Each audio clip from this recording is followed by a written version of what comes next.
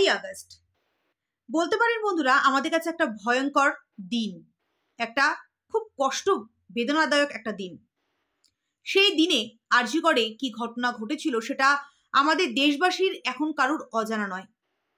তিলোত্তমার সাথে ঘটে যাওয়া মর্মান্তিক ঘটনার পর আরজিকরের একের পর এক বিভৎস ভয়ঙ্কর রূপ আমাদের সামনে উঠে এসেছে। আমরা ডাক্তার মানে, আমরা হসপিটাল মানে একটা মন্দির ভাবতাম। সেখানে অসুস্থ মানুষ যারা যায় তারা সুস্থ হয়ে ফেরে, কিন্তু তিলোত্তমার সাথে যেই মর্মান্তিক ঘটনা ঘটে গেছে তারপরে যেই ধরনের ভয়ঙ্কর রূপ একের পর এক বেরিয়ে এসছে, তাতে কিন্তু সত্যি এখন আমরা সবাই একটাই ভয় পাই যে ওই হসপিটালে গেলে সঠিক চিকিৎসা পাবে তো। এটা কিন্তু সবার মনে কিন্তু একটা ভয় চলে এসেছে। যাই হোক, 9ই আগস্ট তিলোত্তমার সাথে যেই মর্মান্তিক ঘটনা ঘটেছে তারপরেই কিন্তু সঞ্জয় রায়কে গ্রেপ্তার করা হয়েছে এবং তার কিন্তু সাজা, সর্বোচ্চ সাজা নয়, সর্বনিম্ন সাজা তাকে যাবজ্জীবন দেওয়া হয়েছে। তারপরে পরে কিন্তু সন্দীপ ঘোষ, আরজিকরের প্রাক্তন অধ্যক্ষ সন্দীপ ঘোষকে কিন্তু গ্রেপ্তার করা হয়েছে দুর্নীতি মামলায়।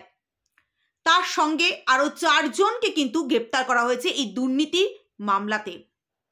আজকে হাইকোর্টে বিচারক তীর্থঙ্কর ঘোষের বেঞ্চে কিন্তু আজকে সিবিআই রিপোর্ট জমা দিয়েছে এই দুর্নীতি মামলা সম্পর্ক, এবং সেখানে সন্দীপ ঘোষ সহ আরও 4 জনের কিন্তু নাম নথিভুক্ত করা হয়েছে। সন্দীপ ঘোষ 2018 থেকে কিন্তু সে এই দুর্নীতি মামলার সাথে যুক্ত, এবং আজকে সন্দীপ ঘোষের যে সাজা হতে চলেছে সেটাও কিন্তু পরিষ্কার। সম্পূর্ণ ডিটেলসে আসবো। তার আগে আপনাদেরকে বলে রাখি, তিলোত্তমার বাবা মা তিলোত্তমার সম্পর্কে এমন কিছু হাড়হিম করা সত্য ঘটনা আমাদের সামনে তুলে ধরলেন এবং তাতে তারা হাউমাউ করে কেঁদেও উঠলেন। কি কথা বললেন সমস্তটা জানাবো। তার আগে নমস্কার বন্ধুরা, আমার একটা নতুন প্রতিবেদনে আপনাদের সবাইকে স্বাগত জানাই। 2018 থেকে আরজিকরে দুর্নীতি করে আসছেন এই আরজিকরের প্রাক্তন অধ্যক্ষ সন্দীপ ঘোষ। বিপ্লব সিংহ এবং সুমন হাজরা এই এই দুজনের সঙ্গে মিলিত ও ভাবে ওনাকে উনি বলতেও সম্বোধন করতেও সত্যি মানে কি বলবো, নিজেকে নিজে ছোট মনে হয়। তো যাই হোক, দুর্নীতি করে আসছেন এবং এই 2 ভেন্ডারকে উনি কাজ দিতেন, 70% কাজ কিন্তু এই 2 ভেন্ডরকে দিতেন এবং সেখান থেকে 8 থেকে 10% কাটমানি কিন্তু এই সন্দীপ ঘোষ নিজে রাখতেন। শুধু তাই নয় বন্ধুরা, এই সন্দীপ ঘোষ যে সমস্ত 6 মাসের যে ইন্টার্নশিপ, যে সমস্ত MBBS করা পড়ুয়ারা 6 মাসের জন্য হাউস স্টাফশিপ মানে যাদের মেয়াদ থাকতো, তাদের মেয়াদ শেষে আরও 6 মাস করে বাড়িয়ে দিত এবং তাদের কাছ থেকে যে টাকাগুলো পেত সেখান থেকেও কিন্তু তারা টাকা কিন্তু সেখান থেকেও কাটতো। আশিস পান্ডে সেই সমস্ত সেখান থেকে টাকা কেটে সেখান থেকে তারা নিয়ে নিত। এছাড়াও হসপিটালের যাবতীয় জিনিস যেগুলো বানানো বা অক্সিজেন থেকে শুরু করে এবং স্যালাইন থেকে শুরু করে যে সমস্ত জিনিস, মেডিসিন থেকে শুরু করে যেগুলো আসতো সেখান থেকেও কিন্তু এই সন্দীপ ঘোষ সহ তার আর 2 ভেন্ডার তারা কিন্তু টাকা খেত। কি ভয়াবহ একটা, মানে ভাবলেও সত্যি কাটা দেয়। যেখানে বারবার করে তিলোত্তমার মা বাবাও কিন্তু জানিয়েছে যে এই আরজিকরে কি ধরনের 2 নম্বরই কাজ চলতো এবং যে স্যালাইন নিম্নমানের এবং রিইউজ করা ইঞ্জেকশন, রিইউজ করা স্যালাইন এবং অতি কম নিম্নমানের কিন্তু ওষুধ প্রেসক্রাইব করা হতো রোগীদের, যেটা কিন্তু তিলোত্তমার বাবা মাও জানিয়েছেন যে মেয়ে এসে বলতো এবং কোনো রোগীকে এবং মেয়ে তার জন্য তার বাবা মাকে বলেও দিয়েছিল যে বাবা মা, যে কেউ যদি বলে যে তোমার কাছে এসে যে তোমার মেয়ে কোন হসপিটালে কাজ করে এবং তাদের কিন্তু বলো না যে আমি আরজিকরের ডক্টর। মানে কতটা নিজেকে পরিচয় দিচ্ছে যে সে আরজি করের ডক্টর, সেটা পরিচয় দিতেও তার মেয়ে ঘৃণা বোধ করত পরবর্তীকালে। কারণ যদি তারা আমার নাম করে সে হসপিটালে যায় তাহলে কিন্তু আমার ওপর প্রেশার ক্রিয়েট করবে। এখান থেকে কিন্তু বোঝা যাচ্ছে যে তিলোত্তমাকে কি ধরনের প্রেশার ক্রিয়েট করা হতো আরজি করে এই সন্দীপ ঘোষ সহ আরও যারা ছিল। সেটা একটা বলতো না, সন্দীপ ঘোষ নিজেকেই যে আরজি করে মুখ্যমন্ত্রী ভাবতো, আরজি করটাকে নিজের রাজত্ব করে তুলেছিল। আজকে আমরা বাহ্যিকটা দেখি কিন্তু এর ভিতরের ভয়াবহ রূপটা কিন্তু আমরা দেখি না। আজকে আমাদের জীবন থেকে, আমাদের সবার কাছ থেকে একটা ভালো, একটা শ্রেষ্ঠ ডক্টরকে আমরা হারিয়েছি, কিন্তু তাকে হারানোর পরবর্তীকালে কিন্তু এই যে আরজি করের বিভীষিকা এবং আরজি করের যে ভয়াবহ রূপটা উঠে এসছে।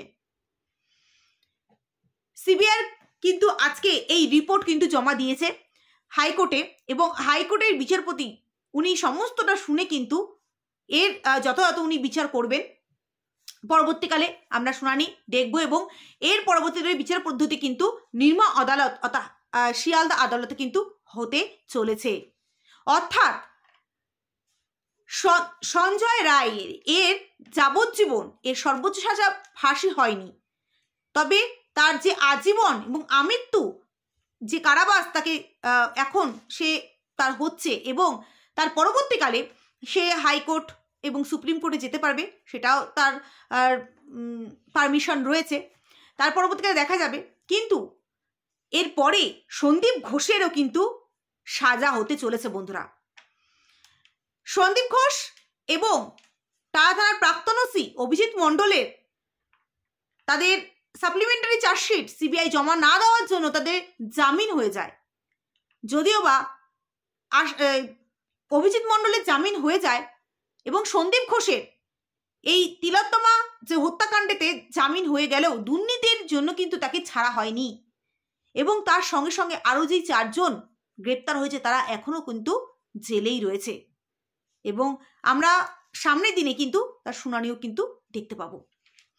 এবার আপনাদের বলি যে তিলোত্তমার বাবা মা ভয়ঙ্কর এবং হাড়হিম করা কিছু কথা কিন্তু আজকে জানিয়েছে, এবং তাদের সত্যি কান্নার জল। যে সমস্ত পলিটিক্সের যে কুণাল ঘোষ এবং কি বলবো ফিরহাদ হাকিম এবং কল্যাণ বন্দ্যোপাধ্যায়, এরা যে বিভিন্ন ধরনের মন্তব্য করেছেন যে বাবা মায়ের চোখে জল নেই, তারা কিভাবে বক্তব্য পেশ করছে, তাদের নিজেদের এখতিয়ার মধ্যে থাকতে হবে, হ্যাঁ, এরা যে এদের কথাগুলো বলছে না, একটা বাবা মায়ের কষ্ট কোথায় সেটা কিন্তু বোঝার মতন যদি ওনাদের ক্ষমতা থাকতো তাহলে ওনারা কখনোই বলতেন না। আজকে তিলোত্তমার বাবা কাঁদতে কাঁদতে বলছেন যে ওনারা তো আমাদের বলছেন যে আমাদের চোখে জল নেই, আমরা কাঁদছি না, আমরা কীভাবে এইভাবে বক্তৃতা দিচ্ছি। আজকে ওনার মতে যে তাহলে ওনারা আমাদের কেন সাজেস্ট করছে না যে কিভাবে আমার মেয়ের দোষীরা ধরা পড়বে, সেই সাজেস্টটা তো করতে পারে। আমাদেরকে এইভাবে কটাক্ষ না করে আমাদের তো সাজেশন দিতে পারে যে কি করে আমার মেয়ের দোষীরা শাস্তি পাবে। আমি তো এইসব করতে চাইনি, আমি তো আমার মেয়ের পড়াশোনা নিয়ে, আমার মেয়ের ভবিষ্যৎ নিয়ে আমি ভাবছিলাম, আমি তো আমার নিজের কাজের মধ্যেই ছিলাম। আজকে আমাকে রাস্তায় নামিয়ে নিয়ে এসছে কিছু নোংরা কদাচিৎ মানুষরা। আজকে আমার মেয়েকে আমরা হারিয়েছি, আমাদের আর কোনো চাওয়া পাওয়ার কিছু নেই, না আমাদের টাকা চাই, না আমাদের কোনো সহানুভূতি চাই, না আমাদের কোনো কিছু চাই, আমরা বিচার চাই, যেন ন্যায় বিচার পায়। এবং তিলোত্তমার মা যেখানে বললেন না, সত্যি গায়ে কাটা দেওয়ার মতো, যে আজকে আমার মেয়ে আমার কাছে এসে আর কোনোদিনও বলবে না যে মা আজকে কি রান্না করেছো, খুব খিদে পেয়েছে, আজকে খেতে দাও। কোনোদিন আমার মেয়ে এসে আমাকে বলবে না যে মা আমার পাশে একটু এসে বসো। কোনোদিন আমার মেয়ে আর ফোন করবে না। কিন্তু আমার মেয়ের মতন যাতে আরো কোনো মায়ের সন্তানরা তাদের কোল থেকে না চলে যায় তার জন্য আমরা প্রতিবাদ চালিয়ে যাব যতদিন বেঁচে আছি। আরজি করে এই ধরনের দুর্নীতি, এই ধরনের কেস যেন আর কোনো মায়ের কোল খালি করে না দিতে পারে। আমি যা হারিয়েছি অন্য মায়েদের যেন আমার মতন অবস্থা না হয়। এছাড়াও তিলোত্তমার বাবা উনি স্বাগত জানিয়েছে কুণাল ঘোষকে। উনি বলেছেন কুণাল ঘোষ আমার ভাইয়ের মতো। ওনার বক্তব্যগুলো আমি শুনলাম। 9ই ফেব্রুয়ারি আমার মেয়ের জন্মদিন। সেদিনকে ওনাকে আমি ইনভাইট করছি, উনি যেন আমাদের বাড়িতে আসেন এবং এসে সারাদিন আমরা কি করি না করি উনি যেন দেখে যান। আমাদের কষ্ট হয় কি না, আমাদের কষ্ট আছে কি না, সেটা উনি দেখে যান। আজকে একটা মা বাবা কাঁদতে কাঁদতে ওনারা ক্লান্ত। আজকে তিলোত্তমা শুধুমাত্র ওনাদের সন্তান নয়, আজকে তিলোত্তমা পুরো দেশবাসীর সন্তান। আজকে ওনাদের চোখ দিয়ে এখন আর জল নয়, এখন আর আগুন বেরোয়।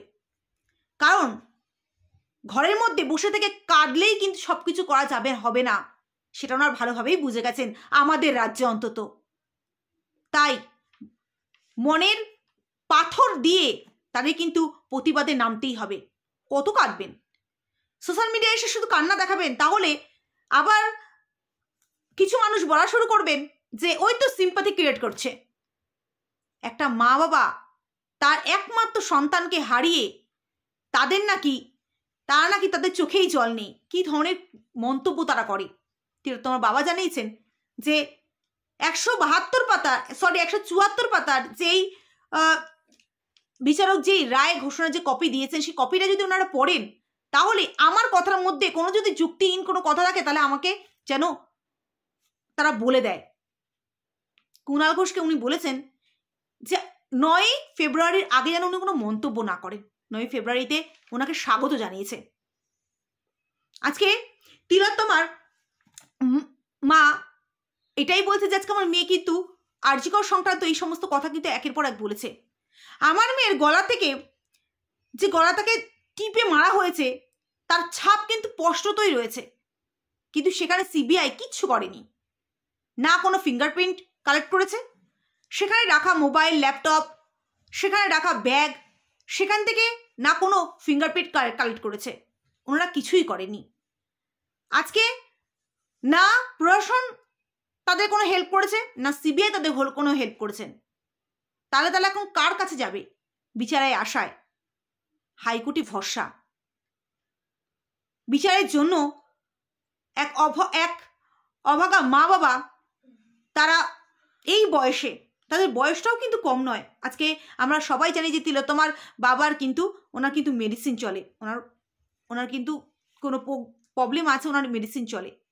আজকে এই বয়সে এসে যেখানে তিলোত্তমার মা যখন বলছিল না যে আমার মেয়ে বেঁচে থাকাকালীন আমাদেরকে কখনো আজকে আমার মেয়েকে আমরা বলবো যে তুই ঠিকঠাক থাকিস, সাবধানে থাকিস, উল্টো আমার মেয়ে আমাদের সবসময় বলতো যে তোমরা ঠিকঠাক থেকো, সাবধানে থেকো, ভালো থেকো, কোনো বিপদে যাবে না, কোনো ঝামেলায় যাবে না। আজকে এই বয়সে এসে আজকে আমাদেরকে আমাদের মেয়েদের জন্য লড়তে হচ্ছে। আজকে যেখানে তারা তাদের জীবনের সমস্তটুকু দিয়ে দিয়েছে তাদের মেয়েকে, সমস্ত অর্জন করা, সমস্ত শ্রম করে উপার্জন করা সমস্ত কিছু লাগিয়ে দিয়েছে তার মেয়ের ওপর। তার মেয়ে একজন সাকসেসফুল ডক্টর ছিলেন। তাদের আর কি আছে চাওয়া পাওয়ার? কি আছে? তাদের কোনো টাকা পয়সা, ধন দৌলত কিছু চাই না, কারণ তাদের আর কোনো কিছু নেই, তাদের আর কোনো কিছু বাঁচারই তাদের আগিদে নেই। যখন নাকি তিলোত্তমার মা কাঁদতে কাঁদতে বলছিল না, গায়ে কাটা দিয়ে উঠছিল, যে কখনো কখনো তাদের মনে হয় যে ট্রেন যাচ্ছে, ট্রেনের নিচে যেন তারা শুয়ে পড়ি। আজকে একটা বাবা মা কখন এই ধরনের কথা বলতে পারে? সেখানে দাঁড়িয়ে এই ধরনের মানুষের বক্তব্য, এই ধরনের মানুষের কথা সত্যি বড্ড কষ্ট দেয়। আজকে একটা বাবা মায়ের পাশে দাঁড়িয়েছে আমাদের পুরো দেশবাসী। আজকে আমাদের দিদি কি করছেন? উনি তৎপর হয়ে উঠেছেন সঞ্জয় রায়ের ফাঁসির জন্য। যেটা উনি যদি এই তৎপরটা তিলোত্তমার সাথে যারা যারা এরকম কাজ করেছে তাদের যদি উনি সেই দায়ভারটা নিতে পারতেন এবং সেই দিকে যদি উনি বেশি জোর দেখাতেন তাহলে আজকে সমস্ত দোষীরা কিন্তু সামনে আসতো। কিন্তু এখানে অনেক বড় বড় মাথারা কিন্তু যুক্ত আছে। আজকে যেখানে তিলোত্তমা বাবাও বললেন যে এখানে বড় মাথা যুক্ত আছেই বলেই এবং শক্তি প্রভাবশালী মাথারা যুক্ত আছে বলেই তার মেয়ে খুনিরা বেরোচ্ছে না, না হলে বেরিয়ে যেত। যেখানে আপনাদেরকে আরেকটা কথা বলে রাখি যে জর্জ জারান, যিনি সঞ্জয় রায়ের হয়ে লড়তে চাইছেন আইনজীবী হয়ে, উনি আজকে হাইকোর্টের দ্বারস্থ হয়েছিলেন এবং ওনাকে যখন জিজ্ঞাসা করা হয়, যেখানে উনি বাইরে এসে বলছেন যে সঞ্জয় রায়ের আরও 3 জন মেন মাথা আছে যাদের নাম এখনো পর্যন্ত বাইরে আসেনি এবং সঞ্জয় রায়ের সাথে উনি দেখা করেছেন, উনি সঞ্জয় রায়ের সাথে কথা বলেছেন, সঞ্জয় রায় ওনাকে আইনজীবী হিসাবে রাখতে চেয়েছেন। যেখানে যখন নাকি আদালতে উনি যান এবং বিচারক যখন ওনাকে জিজ্ঞাসা করে যে ওকালতনামা কোথায়, তীর্থঙ্কর ঘোষ বিচারক পদে ছিলেন এবং উনি যখন জিজ্ঞাসা করে যে ওকালতনামা আপনার কোথায়, তখন কিন্তু উনি দিতে পারেননি। আজকে তিলোত্তমা বাবা স্পষ্টতই জানিয়েছেন যে আপনারা বাহ্যিক বাইরের কিছু কথা শুনে, আপনারা ভুলভাল কথা শুনে আপনারা জাজ করে ফেলছেন, আপনারা সেগুলো রটাচ্ছেন, কিন্তু আসল ভিতরে যেটা হচ্ছে সেটা কিন্তু কেউ বুঝতে পারছে না। আজকে কালকে উনি এক টিভি তে উনি ইন্টারভিউ দিচ্ছিলেন, সেখানে জর্জ জারানও ছিলেন, সেখানে উনি বলেছেন ওনার ওকালতনামা নাকি আছে, কিন্তু আজকে উনি গিয়ে সেটা দেখাতে পারলেন না। মানে সমস্তটাই উনি মিথ্যে কথা বলছেন। আজকে প্রমাণ কোথায়? আজকে 3 জন যুক্ত আছে, 3 জন মাথা আছে, উনি তো হাজারটা কথা বলছেন, কিন্তু তার প্রমাণটা কোথায় সেটা কিন্তু স্পষ্টতই তিলোত্তমা বাবা কিন্তু জানিয়ে দিলেন যে উনি যখন ওকালতনামা দেখাতে পারেননি তখন কিন্তু বিচারক ওনাকে কিন্তু সরে যেতে বলেছেন, যে আগে আপনি নিয়ে আসুন, তারপরে সমস্ত কথা হবে। এখন উনি এটাই বলতে চাইছেন, তিলোত্তমা বাবা এটাই বলেছেন যে সবাই সবার নাম কামানোর জন্য নিজেদেরকে যেইভাবে স্থাপনা করছে, হ্যাঁ সেটা করলে তো হবে না, আসল জিনিসগুলো দেখাতে হবে। জানি না পরবর্তীকালে আমরা এখনো আশাবাদী, হাইকোর্টের ওপর এখন পূর্ণ ভরসা এবং আশাবাদীতে রয়েছি যে তিলোত্তমার দোষীরা যেন শাস্তি পায়। 9 ফেব্রুয়ারি তিলোত্তমার জন্মদিন, আর 9 আগস্ট তিলোত্তমার, সত্যি এই 9টা যেরকম তাদের জীবনে একটা আনন্দের দিন ছিল, 9 তারিখটা, ঠিক 9 তারিখটাই তাদের জীবনে বিষাদের ছায়া এনে দিয়েছে। চলুন বন্ধুরা, আজকের মতন আমার এই প্রতিবেদনটা এই পর্যন্তই। আবার আসবো একটা নতুন প্রতিবেদন নিয়ে। ততক্ষণের জন্য নমস্কার।